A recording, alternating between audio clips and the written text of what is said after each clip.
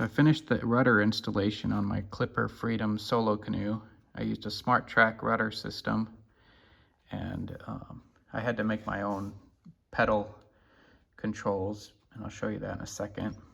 Got the cables going through fairings in through the hull, and then a tube to protect the cable. Tied up to the gunnels using P-clamps.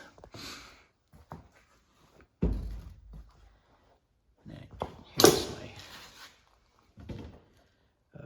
foot controls. Let's see.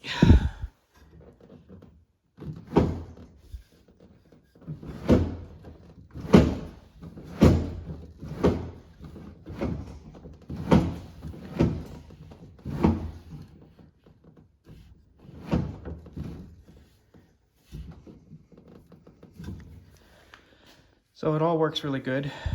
I got the cable going through some tubing here, and then it's anchored to a bracket here. That way you can still adjust your foot brace without adjusting the cable length.